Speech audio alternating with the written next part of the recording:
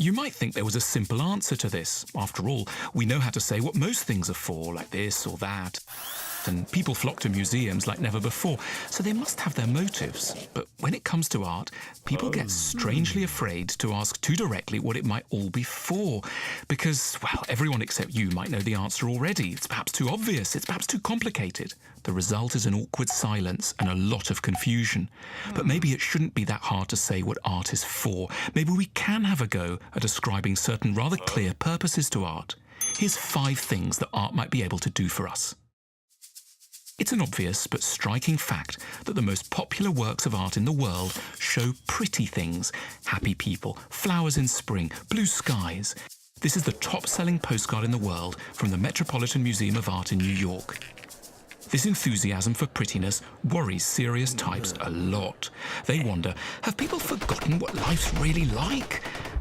But that seems a misplaced worry. We need pretty things close to us, not because we're in danger of forgetting the bad stuff, but because terrible problems weigh so heavily on us that we're in danger of slipping into despair and depression. That's why prettiness matters. It's an emblem of hope, which is an achievement. Prettiness, those flowers and blue skies and kids in meadows, is hope bottled and preserved, waiting for us when we need it. The world often requires us to put on a cheerful facade, but beneath the surface there's a lot of sadness and regret that we can't express from fear of seeming weird or a loser. One thing art can do is reassure us of the normality of pain. It can be sad with and for us. Some of the world's greatest works of art have been loved for their capacity to make the pain that's inside all of us more publicly visible and available. Like putting on a sad piece of music, somber works of art don't have to depress us. Rather, they can give us the welcome feeling that pain is part of the human condition. Art fights the false optimism of commercial society. It's there to remind us, with dignity, that every good life has extraordinary amounts of confusion, suffering, loneliness, and distress within it, and that therefore we should never aggravate sadness by feeling we must be freakish simply for experiencing it quite a lot. All of us are a little unbalanced in some way.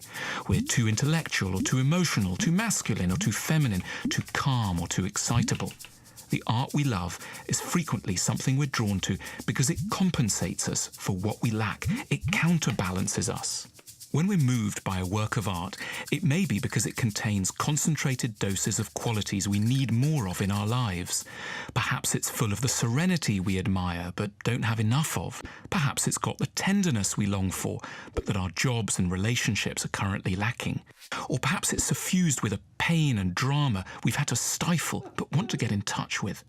Sometimes a whole society falls in love with a certain style in art because it's trying to rebalance itself, like France in the late 18th century that wanted David as a corrective to its decadence, or Britain in the 19th century that looked to the pre-Raphaelites to counter the effects of brutal industrialization. The art a country or a person calls beautiful gives you vital clues as to what's missing in them. It's in the power of art to help us be more rounded, more balanced, and more sane. The media is constantly giving us hints about what's glamorous and important. Art also tells us about what's glamorous and important, but fortunately, given that you weren't invited again to the Oscars this year, it usually picks on some very different things. Albrecht Dürer makes grass look glamorous. John Constable draws our attention to the skies. Van Gogh reminds us that oranges are worth paying attention to. Marcel Duchamp challenges us to look again at the seemingly mundane. These artists aren't falsely glamorizing things that are better ignored. They're justly teasing out a value that's been neglected by a world with a deeply distorted and unfair sense of what truly matters. Art returns glamour to its rightful place, highlighting what's genuinely worth appreciating.